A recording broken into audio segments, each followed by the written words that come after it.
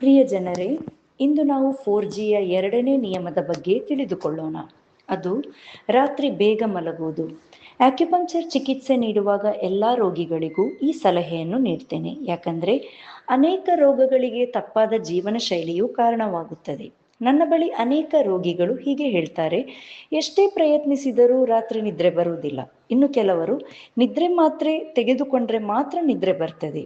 ಒಂದು ವಿಷಯ ನೆನಪಿಡಿ, ನಿದ್ರೆಯ ನಿಜವಾದ ಬೆಲೆ ನಿದ್ರೆ ಕಳೆದುಕೊಂಡವರಿಗೆ ಮಾತ್ರ ಗೊತ್ತಾಗ್ತದೆ.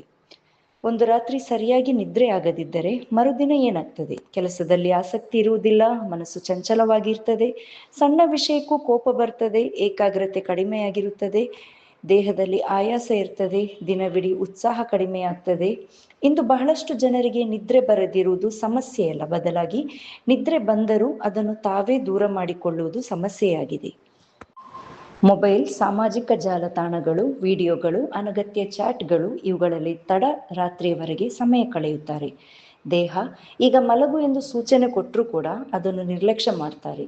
ಇದು ದಿನದಿಂದ ದಿನಕ್ಕೆ ಮುಂದುವರೆದರೆ ಒಂದು ಹಂತದಲ್ಲಿ ನಿದ್ರೆ ಬರಬೇಕಾದ ಸಮಯದಲ್ಲಿಯೂ ನಿದ್ರೆ ಬರುವುದಿಲ್ಲ.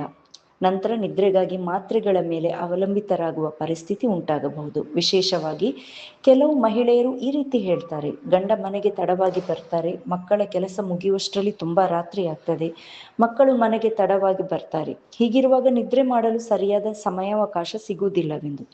ಎಷ್ಟೇ ಜವಾಬ್ದಾರಿಗಳು ಇದ್ದರೂ ಕೂಡ ಸಾಧ್ಯವಾದಷ್ಟು ಉತ್ತಮ ನಿದ್ರೆಯ ಅಭ್ಯಾಸ ಬೆಳೆಸುವುದು ಆರೋಗ್ಯಕ್ಕೆ ಬಹಳ ಮುಖ್ಯ.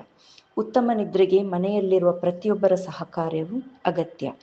ಇನ್ನೊಂದು ವಿಷಯ, ನಾನು ಚಿಕಿತ್ಸೆಯಲ್ಲಿ ಗಮನಿಸಿದ್ದು, ಬೆನ್ನು ನೋವು, ಸೊಂಟ ನೋವು, ಕುತ್ತಿಗೆ ನೋವು ಎಂದು ಹೇಳುವ ಅನೇಕ ರೋಗಿಗಳಲ್ಲಿ ನಾನು ಕೇಳುವ ಮೊದಲ ಪ್ರಶ್ನೆ, ನೀವು ರಾತ್ರಿ ಎಷ್ಟು ಗಂಟೆಗೆ ಮಲಗ್ತೀರಿ ಎಂದು. ಹೆಚ್ಚಿನವರ ಉತ್ತರ 11-12 ಗಂಟೆಯ ನಂತರ.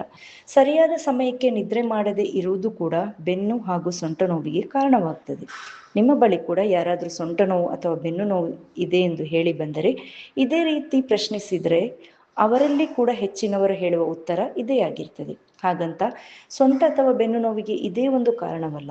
ನಮ್ಮ ದೇಹ ಹಗಲು ಕೆಲಸ ಮಾಡ್ತದೆ, ರಾತ್ರಿ ತನ್ನನ್ನು ತಾನು ಸರಿಪಡಿಸಿಕೊಳ್ತದೆ. ನಿದ್ರೆಯ ಸಮಯದಲ್ಲಿ ಮೆದುಳು, ಹಾರ್ಮೋನುಗಳು, ರೋಗ ನಿರೋಧಕ ಶಕ್ತಿ, ಸ್ನಾಯುಗಳು ಮತ್ತು ಅನೇಕ ಅಂಗಾಂಗಗಳು ತಮ್ಮ ದುರಸ್ತಿ ಮತ್ತು ಪುನರುಜ್ಜೀವನದ ಕೆಲಸಗಳನ್ನು ಮಾಡುತ್ತವೆ. ನಾವು ಸಾಕಷ್ಟು ಮತ್ತು ಗುಣಮಟ್ಟದ ನಿದ್ರೆ ಪಡೆಯದಿದ್ದರೆ ಈ ಪ್ರಕ್ರಿಯೆಗಳು ಸರಿಯಾಗಿ ನಡೆಯುವುದಿಲ್ಲ. ಇನ್ನು ಇಸ್ಲಾಂ ಏನು ಹೇಳ್ತದೆ?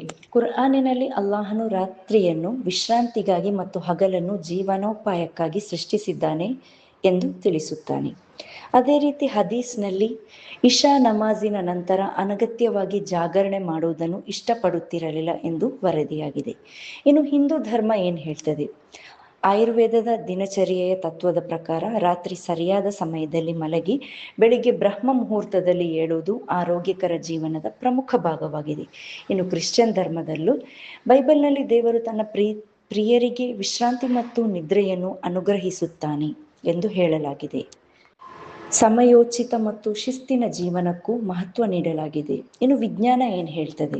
ನಮ್ಮ ದೇಹದಲ್ಲಿ ಸರ್ಕೇಡಿಯನ್ ರಿದಮ್ ಎಂಬ ಸಹಜ ಜೈವಿಕ ಗಡಿಯಾರವಿದೆ. ರಾತ್ರಿ ಕತ್ತಲಾಗುತ್ತಿದ್ದಂತೆ ಮೆಲಟೋನಿನ್ ಹಾರ್ಮೋನ್ ಬಿಡುಗಡೆಯಾಗಿ ನಿದ್ರೆಗೆ ದೇಹವನ್ನು ಸಿದ್ಧಗೊಳಿಸುತ್ತದೆ. ನಿಯಮಿತವಾಗಿ ರಾತ್ರಿ ತಡವಾಗಿ ಮಲಗುವುದರಿಂದ ಹಾರ್ಮೋನ್ ಸಮತೋಲನ ಹಾಳಾಗಬಹುದು, ರೋಗ ನಿರೋಧಕ ಶಕ್ತಿ ಕಡಿಮೆಯಾಗಬಹುದು, ಮಾನಸಿಕ ಒತ್ತಡ ಹೆಚ್ಚಾಗಬಹುದು, ಮಧುಮೇಹ, ಹೃದಯ ಸಂಬಂಧಿ ಸಮಸ್ಯೆಗಳು ಮತ್ತು ಸ್ಥೂಲಕಾಯದ ಅಪಾಯ ಹೆಚ್ಚಾಗಬಹುದು, ನೆನಪಿನ ಶಕ್ತಿ ಮತ್ತು ಏಕಾಗ್ರತೆ ಕುಗ್ಗಬಹುದು. ಕೊನೆಯ ಮಾತು, ನಿದ್ರೆಯನ್ನು ಎಂದಿಗೂ ನಿರ್ಲಕ್ಷಿಸಬೇಡಿ. ಹಣ ಕಳೆದುಕೊಂಡರೆ ಮತ್ತೆ ಸಂಪಾದಿಸಬಹುದು, ಆದರೆ ವರ್ಷಗಳ ಕಾಲ ಹಾಳಾದ ಆರೋಗ್ಯವನ್ನು ಮರಳಿ ಪಡೆಯುವುದು ಸುಲಭವಲ್ಲ. ಇಂದಿನಿಂದ ಒಂದು ನಿರ್ಧಾರ ಮಾಡಿ, ರಾತ್ರಿ ಬೇಗ ಮಲಗಿ ಬೆಳಿಗ್ಗೆ ಬೇಗ ಎದ್ದೇಳಿ. ಇದು ನಿಮ್ಮ ದೇಹಕ್ಕೂ, ಮನಸ್ಸಿಗೂ ಮತ್ತು ಕುಟುಂಬಕ್ಕೂ ನೀವು ನೀಡುವ ಅತ್ಯುತ್ತಮ ಉಡುಗೊರೆಯಾಗಿದೆ. ಧರ್ಮವು ಇದೇ ದಾರಿಯನ್ನು ತೋರಿಸುತ್ತದೆ, ವಿಜ್ಞಾನವು ಇದೇ ಸತ್ಯವನ್ನು ದೃಢಪಡಿಸುತ್ತದೆ. ಧನ್ಯವಾದಗಳು. Thank you.